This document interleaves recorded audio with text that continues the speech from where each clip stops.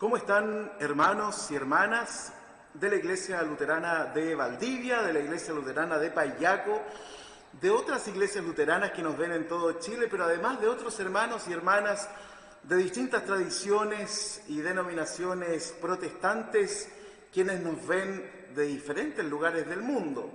Les damos la más cordial bienvenida a este servicio, tercer domingo ya de Adviento. Se nos viene Navidad, se nos viene el Año Nuevo, se nos viene el 2021, etcétera, ¿no? Estamos llegando ya a fin de año, pero estamos ya iniciando al mismo tiempo nuestro calendario litúrgico. Eso es lo que estamos haciendo durante este tiempo y estamos súper contentos de poder compartir estos servicios que también tienen un carácter especial con todo lo que estamos haciendo. Por ejemplo, el primer domingo de Adviento estuvo a cargo del coro de nuestra iglesia en términos de la participación, lecturas, cánticos, encendido de velas, etcétera, etcétera, etcétera. También el segundo domingo de Adviento estuvo a cargo de nuestras hermanas de Adelma, quienes lo hicieron maravilloso, ¿no? Así que un gran abrazo para el coro, para Adelma. Y en este domingo también es un domingo especial, tercer domingo de Adviento, y tiene la responsabilidad de las lecturas, bienvenida, encendido de velas, etcétera, nuestros hermanos y hermanas del grupo de estudio de Isla Teja, que se ha mantenido incólume, ¿no? Durante todo este tiempo. Ellos no han dejado de estudiar, no han dejado de juntarse. Al principio por WhatsApp hacían sus estudios bíblicos, y súper lindo, ¿no? Alguien enviaba una alabanza de YouTube, otra persona en el audio de WhatsApp hacía una oración para iniciar, y conversaban y se enviaban el material y todo. Hoy día ya están haciendo sus cursos por Meet Google, entonces ahora se pueden ver y conversan en tiempo real, lo cual es súper, súper bueno. Personalmente creo que es una cosa hermosa cuando en la iglesia la gente se junta a estudiar. Por supuesto que no todos tienen ese llamamiento, ¿no? Hay personas en la iglesia que les encanta estudiar.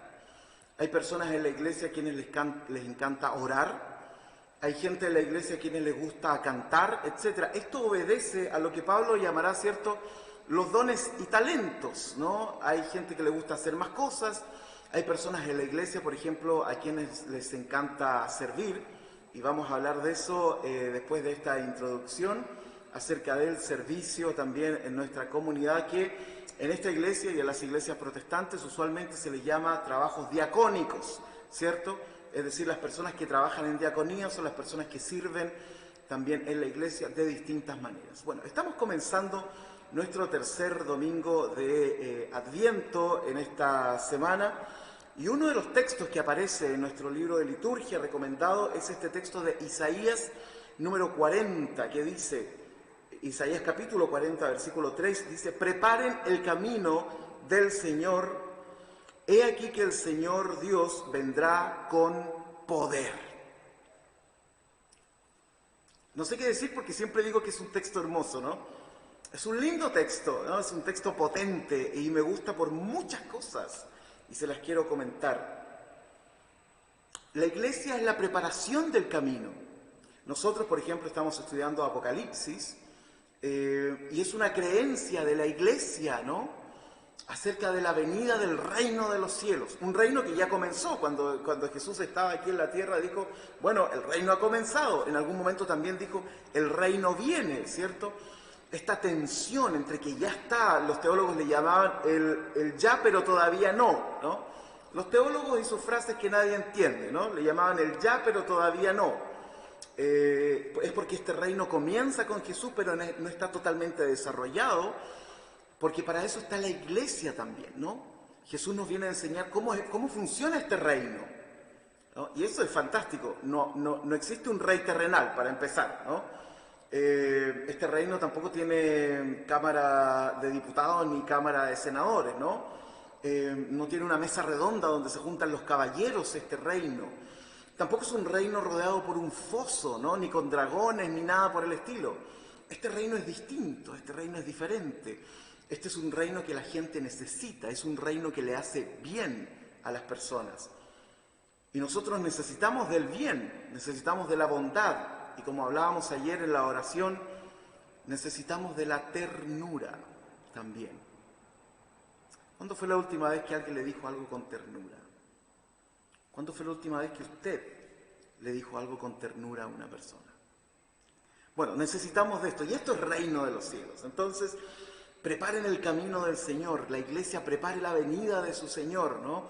Para que cuando vuelva nos podamos presentar delante de Él y decir, bueno, esto es lo que intentamos hacer respecto del reino. No nos va a preguntar acerca de nuestras creencias, ¿no? Eso aparece en Mateo 25. No nos va a venir a hacer un test acerca de, bueno, esto lo crees, esto no lo crees, esto está... No, nos va a decir, ¿qué hiciste con los dones y talentos que te regalé? ¿Cómo expandiste el reino? ¿Cómo le hiciste bien a la gente con los dones que te di?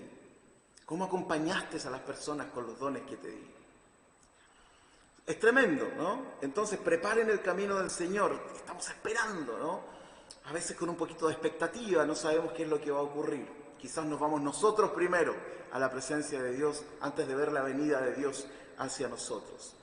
He aquí que el Señor vendrá con poder. Pero no es cualquier poder.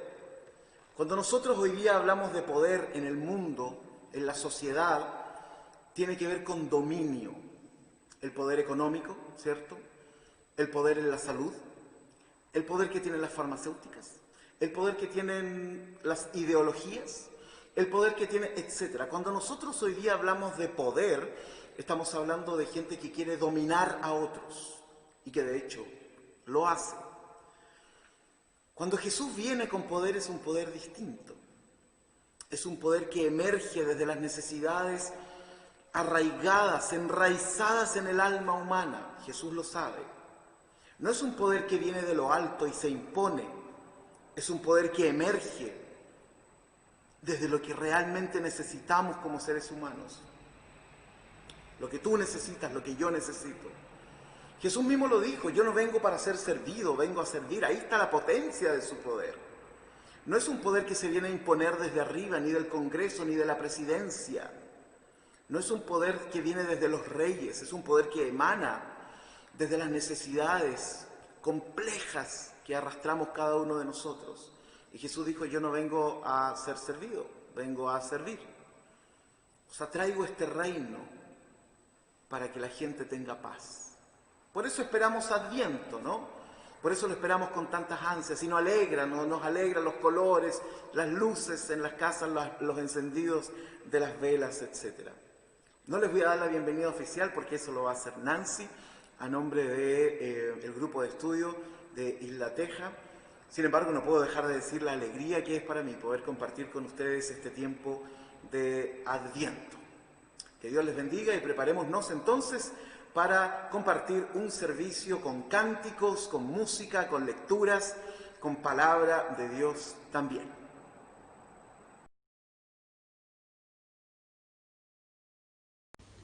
Muy buenos días, queridos hermanos y hermanas en el Señor. El grupo de estudios Isla Teja de la Iglesia Luterana de Valdivia les da un cordial saludo y la bienvenida al culto del día de hoy, tercer domingo de Adviento. Adviento es tiempo de reflexión espiritual y de esperanza. Invitamos a que dispongamos los corazones con alegría, con gozo, para esperar este tiempo de celebración del nacimiento y venida al mundo de Jesucristo nuestro Señor.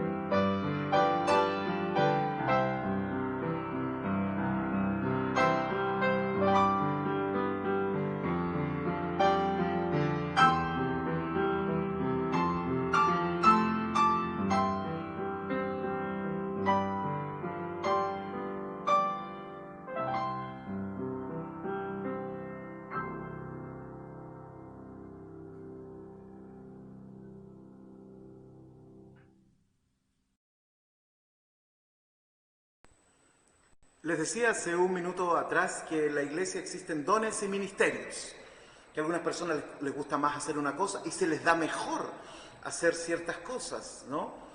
La iglesia es la suma, si lo quisiéramos poner en una fórmula, la iglesia es la suma de los dones y talentos que tienen sus miembros con el único afán, es igual, podríamos poner la fórmula, ¿cierto?, para extender el reino de los cielos en la tierra. Por supuesto que esos dones tienen que ver con el servicio a la iglesia, pero también tienen que ver con el servicio hacia afuera. Eso es lo que hace la iglesia. Un lugar donde tenga una iglesia, un templo, una comunidad cristiana, debería ser una alegría para la gente. En una villa, en una población, en un villorrio, en un pueblo donde se instale una iglesia, debería ser motivo de alegría para la gente, porque la iglesia va a preocuparse de su comunidad, la iglesia va a preocuparse de los suyos, o sea, es un punto focal de luz donde debería estar la iglesia, ¿no? La iglesia no debería ser ruidosa, la gente no debería decir, oh, se instaló una iglesia aquí, qué mal. No, debería ser una alegría, donde hay una iglesia debe ser un punto de luz, ¿no? Y la luz que se irradia, porque como dice también el Evangelio, uno no toma una lámpara y la pone debajo de la mesa, ¿cierto? La lámpara está para iluminar a otros también.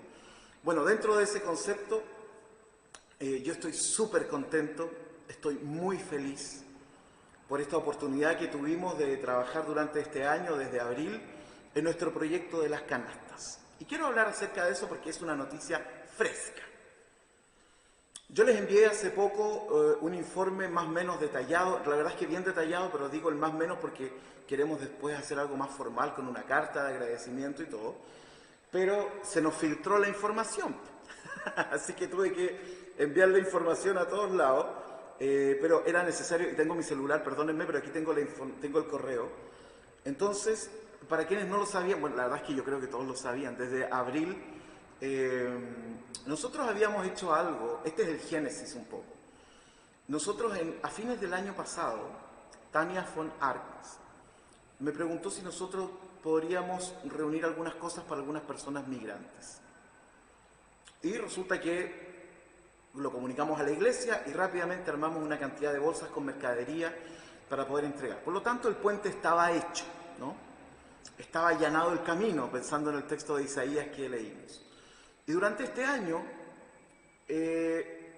Tania, por ahí por marzo, abril, me dice qué podríamos hacer con todo este tema de la pandemia y la gente que está quedando sin trabajo, sobre todo migrantes que algunos incluso sin documentos, etcétera, o con documentos vencidos, lo que sea, que comen. Lo cual me pareció una excelente idea y ya teníamos la experiencia de lo que había ocurrido en Navidad. Y partimos con el proyecto de las canastas ahí por el 30 de abril de este año. En un principio, el objetivo era trabajar 3 meses entregando 20 canastas para 20 familias. Bueno, y esta comunidad es sumamente activa, entonces esta comunidad empezaron a dar sus donaciones y de pronto nos dimos cuenta que esta cosa empezaba como a agrandarse un poco más, ¿no? Lo cual nos ponía, por supuesto, muy contentos y se empezó a sumar gente y alguien de nuestra comunidad donó unos cuadros para vender y que ese dinero vaya al proyecto de las canastas. Otras personas de la comunidad, yo empecé a hacer un late show, ¿no? En la noche, 3 veces a la semana, que se llamaba No se desharán de mí tan fácilmente, y ahí yo hice unas subastas de libros y gente de la iglesia me donó libros y yo los vendía por internet y para que ese dinero también fuera a parar a las canastas. En mis clases también yo le dije, porque habían personas que me decían, pastor, ¿cómo te pago por estas clases, no? Y yo le decía, no me pagues nada, si quieres hacer algo, dona para las canastas. Bueno, y así fue como empezamos a tener gente de distintos lugares de Chile, de distintos lugares del mundo, desde Suecia, desde un montón de partes. Nos mandaron plata de una ofrenda que recibieron en Alemania, desde Checoslovaquia, una estudiante mía de mis clases de la mañana le enviaba, le enviaba el dinero a su hijo que está en Checoslovaquia y él me hacía el envío a mí, toda una vuelta, digamos, para que pueda llegar el dinero acá y yo lo tenía que pasar a mi tarjeta y después enviarlo a la iglesia, etcétera. Bueno, fue mucha gente que estuvo trabajando en esto y finalmente el proyecto se transformó en un proyecto de 9 meses, se triplicó y literalmente se triplicó la entrega también. Pasamos de 20 canastas que queríamos a casi 70 mensuales. En medio de este proyecto se nos suma Egon Simon, que también le dio una energía y otra idea también, y creamos las canastas así como de urgencia, etcétera, etcétera, etcétera. Lo digo con orgullo, de verdad. No sé si está bien o no, pero me siento tremendamente orgulloso y emocionado por lo que pudimos hacer.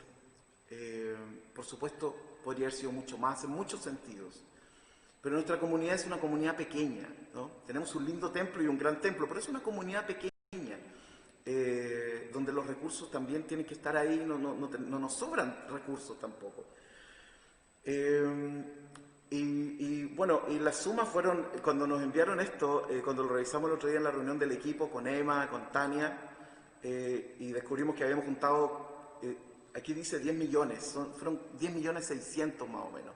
Casi llegamos a los 11 millones de pesos en este proceso, y cuando vi las cifras de las cosas que se juntaron, o sea, 6.000 kilos de papas pudimos entregar, casi 2.000 kilos de harina, 200 litros de leche, etcétera, y sigue una enorme cifra hacia abajo de un montón de frutas, verduras, maní, repollos, hasta sierra ahumada. Entregamos un día en eso. Esto para mí tiene todo el sentido del mundo. La iglesia es esto, es hablar de Dios, es orar a Dios, es entregar nuestras cargas a Dios y al mismo tiempo mirar qué es lo que está ocurriendo al lado. Porque quizás el que está al lado no está pidiendo a Dios, quizás no está orando, quizás está necesitando un plato de comida, un plato de pan, etc. Y realmente me emociono al pensar en esto, en este lindo trabajo. Después formamos el grupo de los Guye Coco, así se llama el proyecto, Guatita Llena, Corazón Contento. Y después estaban los transportes Guye Coco, que venían 1 o 2 veces al mes, cargaban sus autos y se iban a repartir. Algunos salíamos en familia, yo salía con mi familia, con mi hija y mi esposa y mis otros 2 hijos, a repartir también cosas para que ellos también tuvieran esa experiencia. Así que yo, por medio de este mensaje, les quiero dar las gracias a todos y todas, quienes cooperaron desde lo más pequeñito hasta super donaciones que recibimos también. A todos muchas gracias, porque esto hace que nuestra creencia tenga coherencia. Y creo que eso es lo que, sobre todo, la sociedad hoy día está pidiendo del cristianismo: coherencia. Si hablamos de la luz y hablamos de la bondad, seamos luz y seamos bondadosos. Así que muchas gracias a todos, a Tania, a su familia, por supuesto, a todo nuestro equipo, Transportes Guye Coco, todos quienes venían a armar las canastas acá, quienes estaban preocupados, quienes donaron mes a mes, y venían a la iglesia y todo y daban su donación, hacían la transferencia. A todos muchísimas gracias. Ha sido un tiempo bellísimo. No sabemos qué es lo que se viene de aquí adelante, pero sabemos que en esta comunidad y toda la gran nube de testigos, ¿cierto?, de amigos que tenemos, sabemos que podremos seguir contando con ellos para futuros proyectos diacónicos. Así que les quería contar eso y les quería transmitir también la alegría y felicidad como pastor que tengo de pastorear esta comunidad con un corazón tan pastoral, tan empático frente a las necesidades de los demás. Gracias.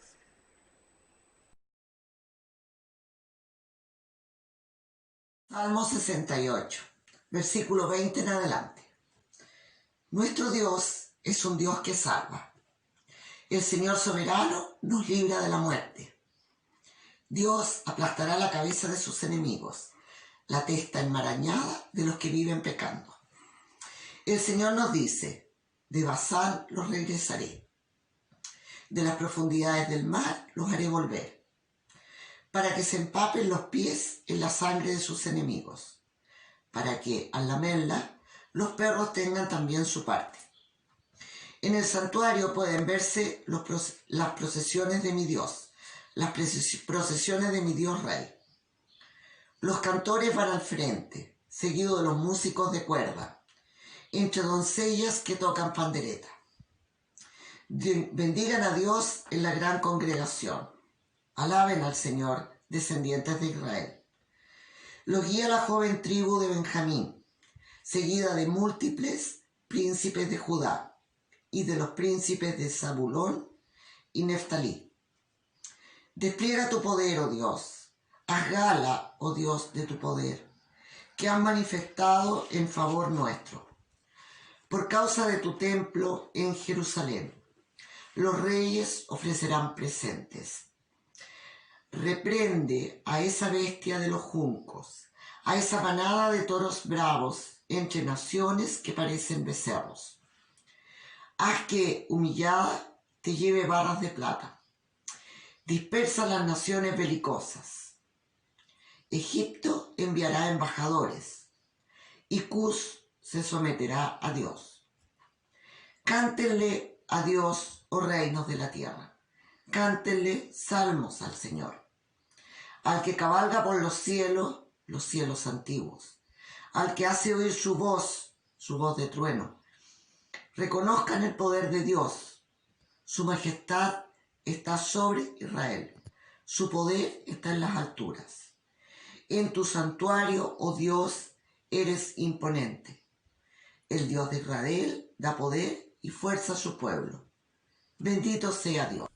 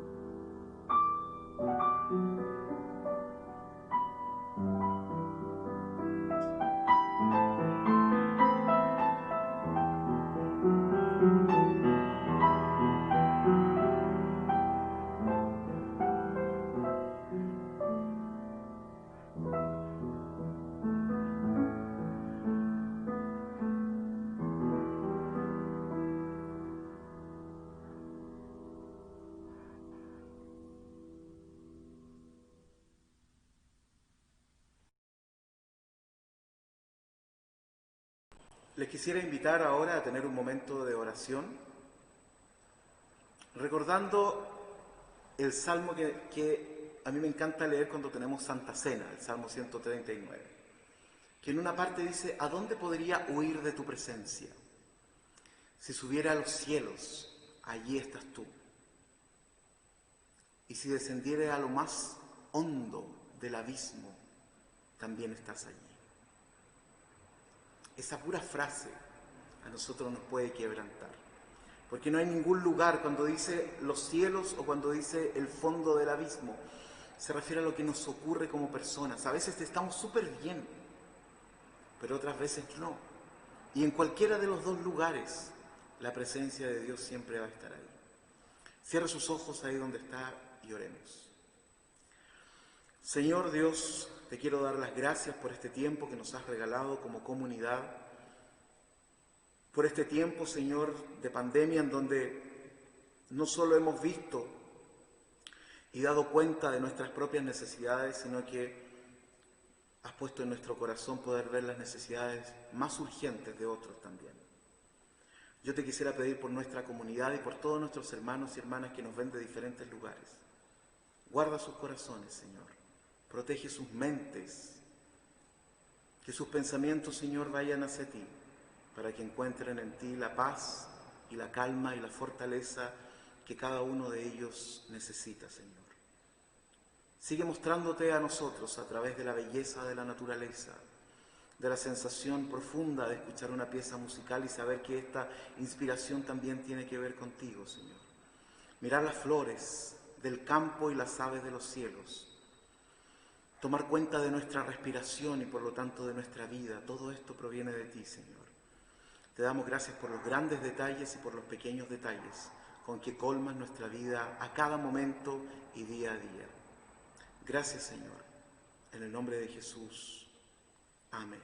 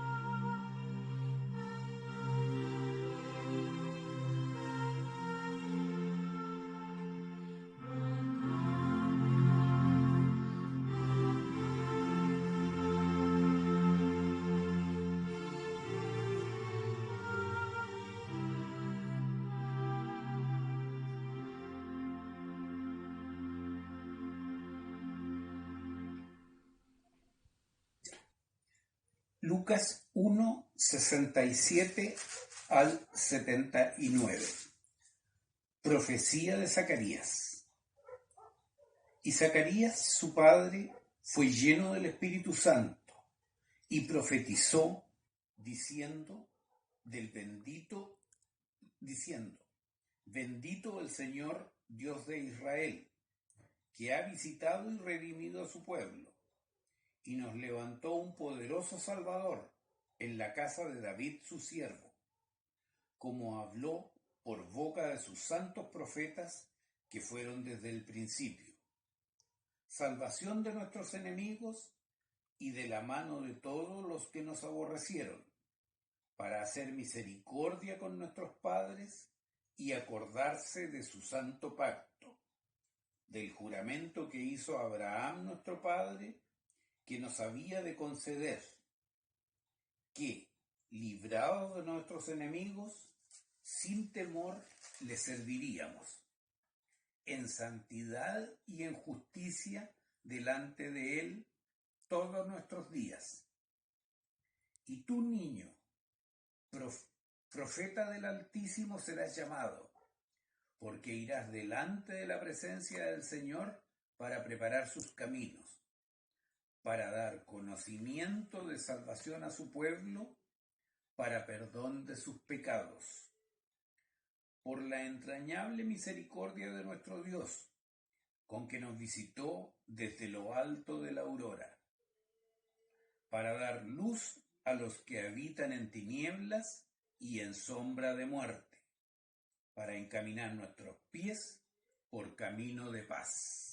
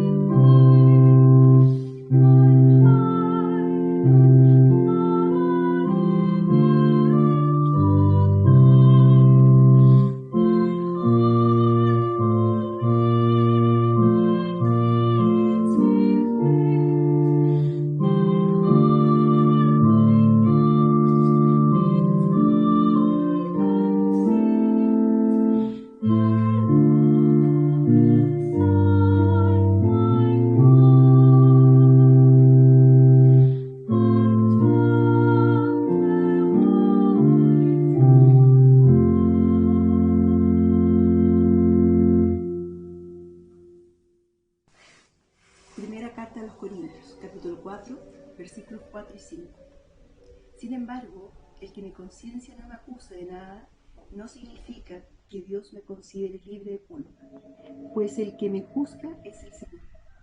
Por lo tanto, no juzguen ustedes nada antes de tiempo. Esperen a que el Señor venga y saque a la luz lo que ahora está en la oscuridad y dé a conocer las intenciones del corazón. Entonces, Dios dará a cada uno la alabanza que merece.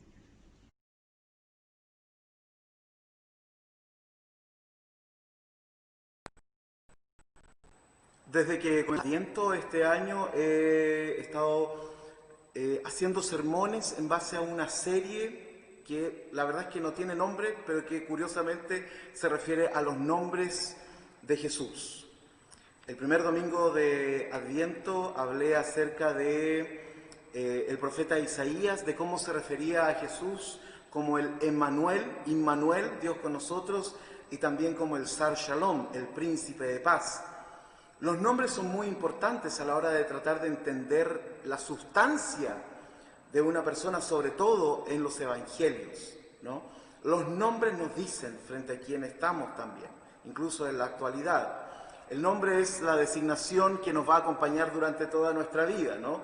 A veces nuestros nombres o los nombres de alguien le preceden o a veces no. Los nombres son muy, muy importantes. Entonces, el primer domingo de Adviento hablé acerca de Emmanuel y el príncipe de paz como los apelativos, como los nombres, ¿cierto?, proféticos relacionados con Jesús. El domingo pasado, el segundo domingo de Adviento, hablamos acerca de los nombres Jesús, que significa, usted lo sabe, a ver, dígalo. Muy bien, qué atento y qué atenta estuvieron a ese sermón. Salvación. Jesús viene y nos salva de lo que necesitamos ser salvados, ¿no? Al ciego no lo salvó por ser cojo, porque no era cojo, era ciego, ¿no? Al cojo lo salvó para que pudiera caminar, no para que pudiera oír. Cada uno de nosotros en cada momento de nuestra vida necesitamos una salvación. A otro Jesús lo salvó en el pensamiento, en su forma de pensar, lo salvó. A los hombres que iban a apedrear a la mujer adúltera, lo salvó de su conciencia. Miren, tremenda salvación. Imagínense esos hombres, cómo después viven sabiendo que mataron a alguien. Al joven rico lo salvó o lo intentó salvar de su forma de pensar respecto de cumplir la ley. A Nicodemo, etcétera, todos, a cada uno, los salvó según su propia esclavitud. Y algunos ni siquiera se habían dado cuenta que eran esclavos hasta que Jesús los salvó. Por eso tenemos que tener tanta humildad para hablar de Dios y con Dios. Porque a veces somos esclavos de algo y ni cuenta nos damos, hasta que solo somos liberados por Él. Hablamos de los nombres de los papás, María y José, el regalo y aquel que reúne, ¿cierto?, que junta.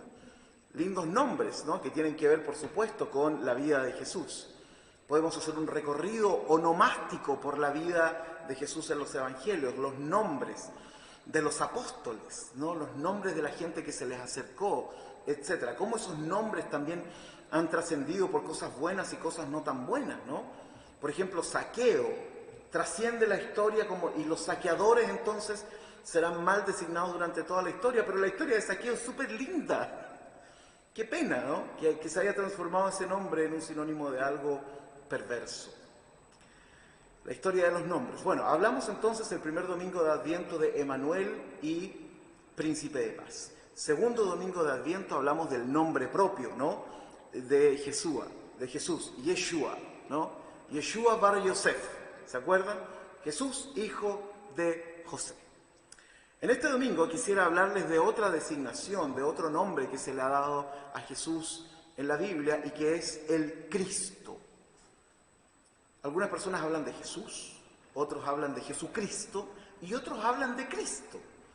Distintas designaciones, distintos nombres, ¿cierto?, para referirnos a Jesús. A algunos les acomoda uno más que otros. Algunos historiadores y algunos teólogos historiadores, por supuesto, han llegado a separar a Jesús del Cristo, ¿no?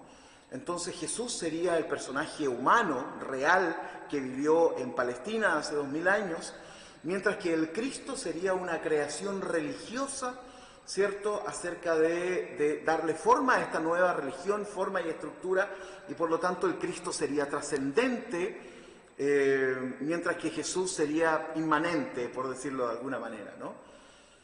Ahora, nosotros no nos vamos a meter en ese rollo, como suelen decir, porque ese es un tema más de teólogos, ¿no? Nosotros queremos acercarnos a la designación de Cristo desde una perspectiva pastoral. Entonces es muy interesante, ¿no? Porque además en Jesús Cristo, ¿cierto?, se unen dos cosas importantes. Por un lado se une el nombre hebraico de Jesús y por otro lado la designación griega de Jesús, como si Jesucristo o Jesucristo se unieran los elementos profundamente culturales del judaísmo del primer siglo con los elementos profundamente cosmopolitas del griego del primer siglo.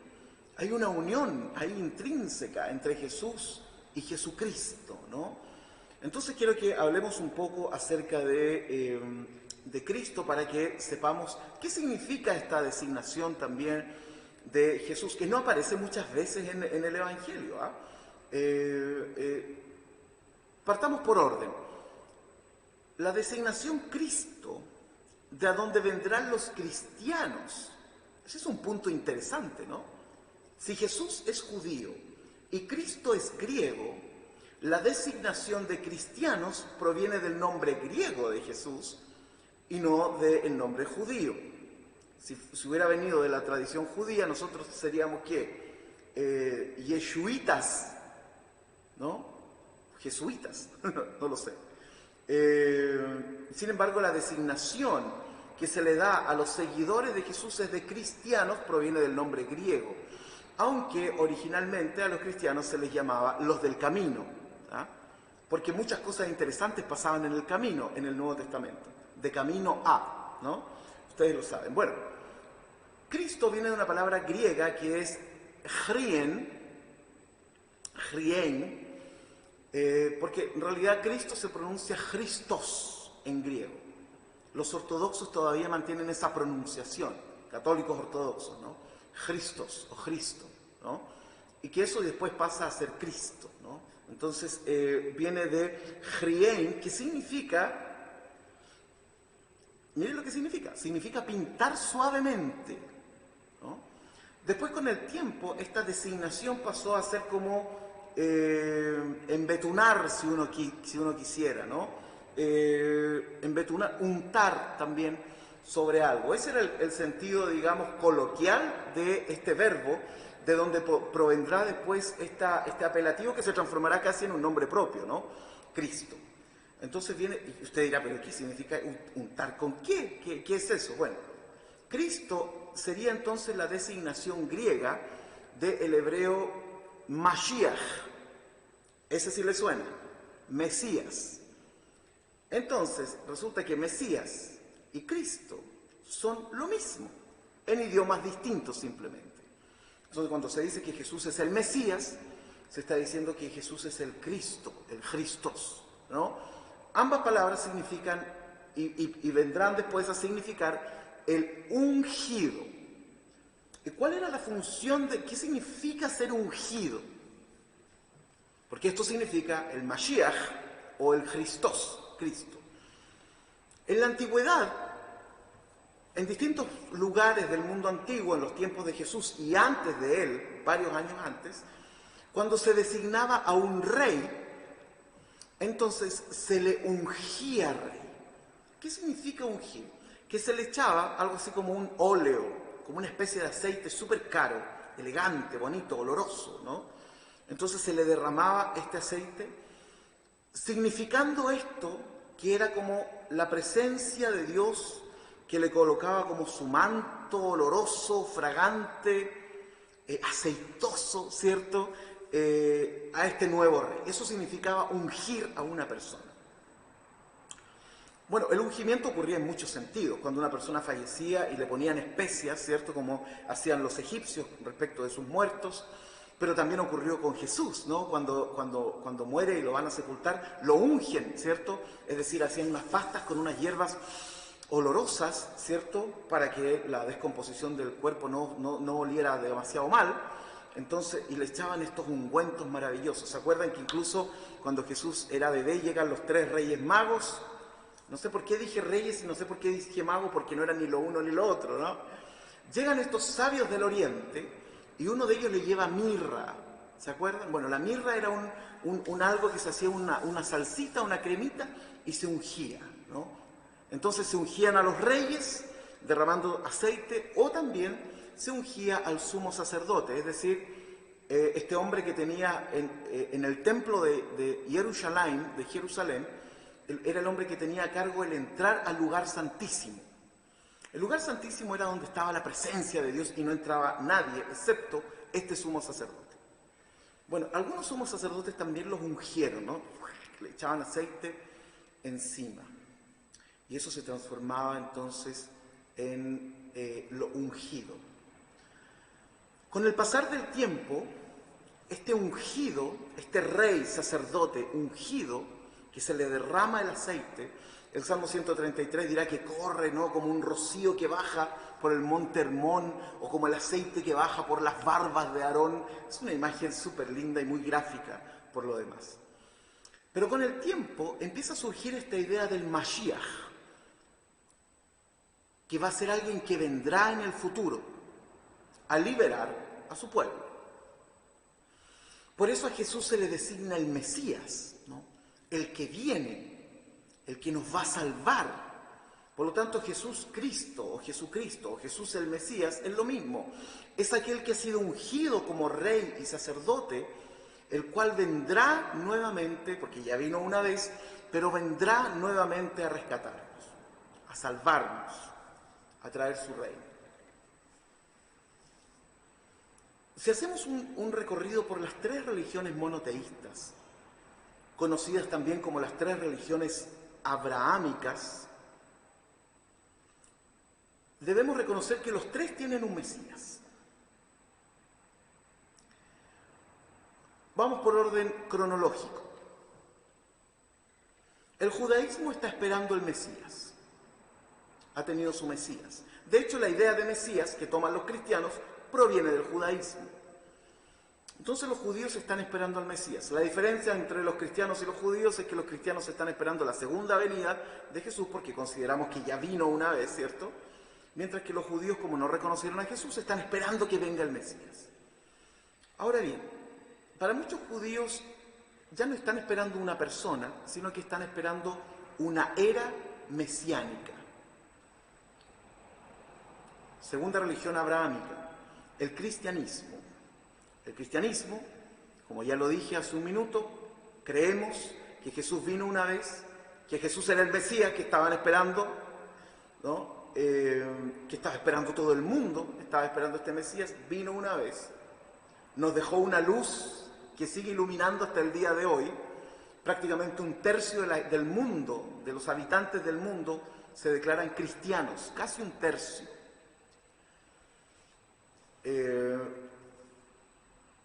Y por lo tanto su luz sigue iluminando. El eco de su voz, de sus enseñanzas, ha recorrido 2000 años de historia hasta nuestros días y seguirá por otros 2000 años más seguramente. Entonces el cristianismo piensa también en el Mesías que va a volver. Tercera religión monoteísta o abrahámica, el Islam. Quizás usted no lo sabe, pero en el Islam están esperando el retorno de Jesús. Qué noticia, ¿no? Usted sabe que en el Islam respetan a la Virgen María y hablan de los milagros de María y hablan de Jesús. Jesús en el Islam es Isa. Están esperando el retorno del Mesías, que es Jesús. O mejor dicho, están esperando el retorno de Jesús. Pero resulta que ellos también tienen otro personaje que va a volver y que se llama el Al-Mahdi, ¿no? Al-Mahdi, que sería como una especie de Mesías y que va a venir a reinar durante 7 años en el futuro y que traerá un reino de paz y justicia. Si nos fijamos, las 3 religiones monoteístas, abrahámicas, estamos esperando el Mesías. Pero nosotros ya sabemos que vino y va a volver otra vez. Lo interesante de esto es que este Mesías que estamos esperando, y como decía el texto de Isaías que leía en un principio,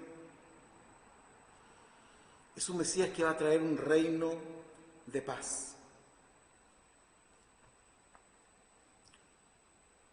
Que es un reino que nosotros podemos ir adelantando, podemos ir haciendo la tarea. Lo peligroso de nuestras concepciones mesiánicas tiene que ver con que muchos en realidad están anhelando teocracias. La teocracia sería como el gobierno de Dios en el mundo, lo cual me suena maravilloso. Lo complejo de eso es que quienes proponen las teocracias son los que se van a poner como intermediarios, ¿no?, entre lo que Dios quiere y lo que estas personas quieren. Realmente la teocracia no es otra cosa sino que seguir los mandatos de Jesús para este tiempo y para todas las eras, porque esos mandatos son mandatos de empatía amorosa y que le hace bien al ser humano. No podemos esperar otras cosas. La gente dice, no, es que nosotros queremos que Dios gobierne. Sí, pero ¿va a gobernar por medio de quién? Ah, bueno, ahí no podemos hacer eso, ¿no? No podemos colocar al ser humano como mediador, porque si no vamos a estar mal una y otra vez. Nosotros esperamos un Mesías, pero mientras esperamos estamos allanando el camino. La función de Juan el Bautista, ¿se acuerdan cuando vino Jesús? Él dijo, bueno, yo estoy acá, yo he venido a preparar, no soy digno de desatar tus sandalias, digamos.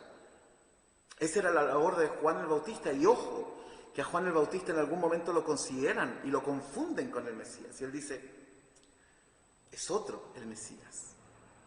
Y viene Jesús y trae e inaugura el reino de los cielos. Y este reino de los cielos es tremendamente humano, pero tremendamente humano. Este es el reino de Dios, el reino compasivo, bondadoso, empático y amoroso que Dios nos trae por medio de Jesús. Por lo tanto, la iglesia está allanando el camino, y eso es lo que tiene que hacer. En el lugar donde está, la iglesia allana el camino, trayendo el reino de los cielos a este mundo, diciendo, mire, esta es una probadita, ¿no? Esto es una probadita del reino de los cielos, esto es un canapé del reino de los cielos, un petit bouché del reino de los cielos. ¿Por qué no podemos traer ese reino de los cielos a este mundo? Pero claro que podemos, si Jesús, Cristo, el que fue ungido, ¿no?, el que se le derramó el aceite, el Espíritu Santo, ¿no?, para que nosotros pudiéramos ser parte de esto.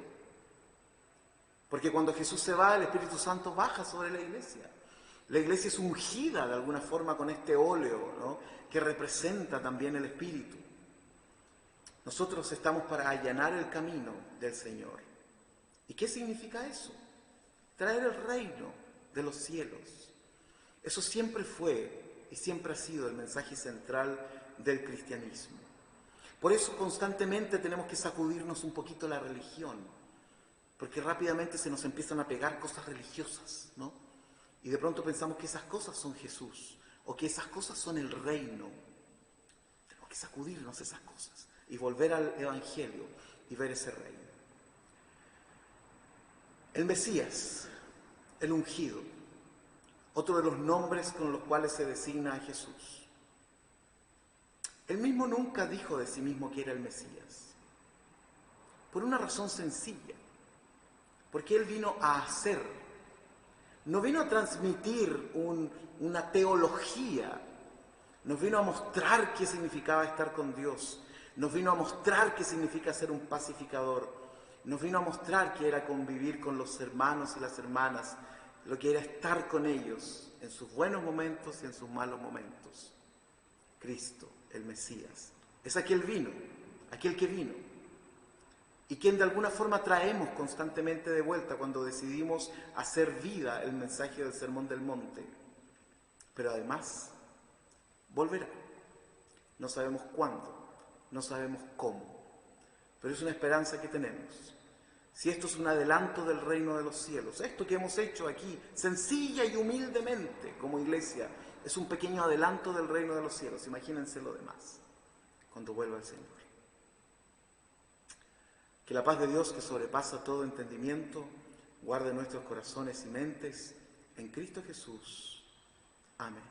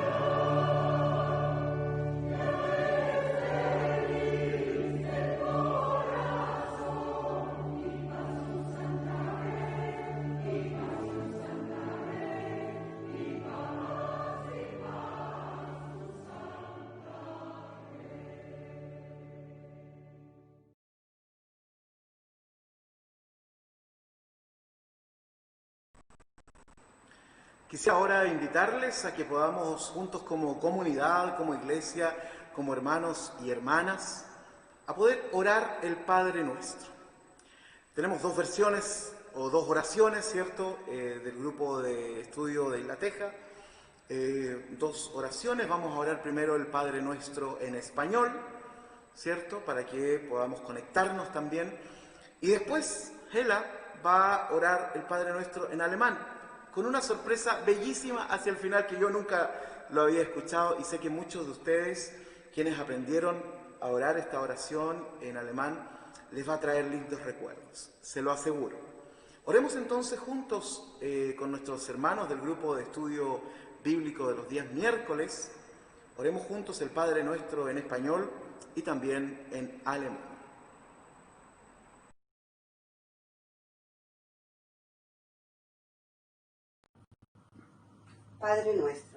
Padre nuestro que estás en los cielos, santificado sea tu nombre.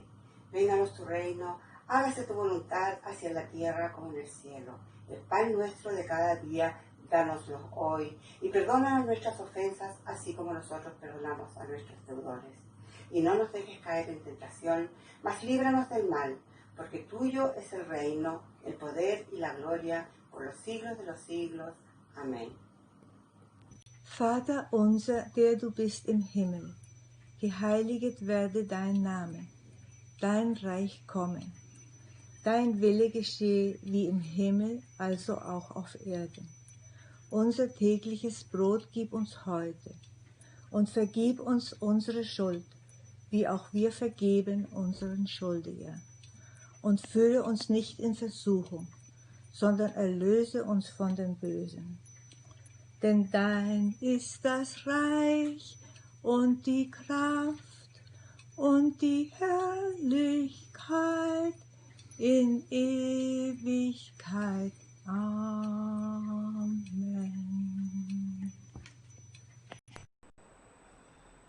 Y así finalizamos nuestro tercer culto de Adviento en este día domingo especial, en este domingo día del Señor, donde nos reunimos a cantar, escuchar, orar, reflexionar acerca de la palabra de Dios. Ha sido un tiempo muy bello también para mí poder compartir con esto. Obvio que les extraño, me encantaría hacer el culto desde allá, ¿no? Con todos ustedes, pero paso a paso, por lo menos seguimos estando conectados durante este tiempo. Gracias al grupo de estudio de Isla Teja por sus lecturas, por toda la participación que han tenido en este servicio. Vamos a seguir, por supuesto, conectados. Yo les invito a que se puedan sumar a ese grupo de estudio que están revisando paso a paso y verso a verso el Evangelio de Juan. Los avisos, bueno, continuamos nosotros el próximo domingo con ya el último domingo de Adviento. Encendemos la cuarta vela de Adviento porque después de eso ya tenemos Navidad. Yo les voy a enviar un aviso respecto de lo que va a ocurrir el 24 de diciembre. No nos vamos a quedar sin vernos, se lo digo así, al tiro. Pero después les voy a contar qué es lo que vamos a hacer el día 24 de diciembre, ¿ya? Entonces, vamos a pedir la bendición del Señor para cada uno y cada una de ustedes. Si está con alguien ahí, usted lo sabe, ¿no? Abrácese, póngase la manito arriba a los hijos o dense la mano. Tengan una actitud de cercanía, por supuesto, si está con alguien. Si no conoce a esa persona, no se acerque entonces. Solo en términos familiares, por favor. Y vamos a pedir la bendición del Señor. Que el Señor te bendiga y te guarde. Que el Señor haga resplandecer su rostro sobre ti. Que Dios tenga misericordia de tu vida y vuelva su rostro hacia ti. Y que coloque en tu casa, en tu corazón y en tus pensamientos su eterna paz. Amén. Que tengan una linda semana, una gran semana. No se olvide de conversar con Dios cuando pueda. Hay oraciones explícitas e implícitas. Sus pensamientos que se elevan hacia Dios también son oraciones. Y si Dios quiere, nos encontramos el próximo fin de semana para celebrar juntos el cuarto domingo de Adviento. Paz de Dios para cada uno y cada una de ustedes.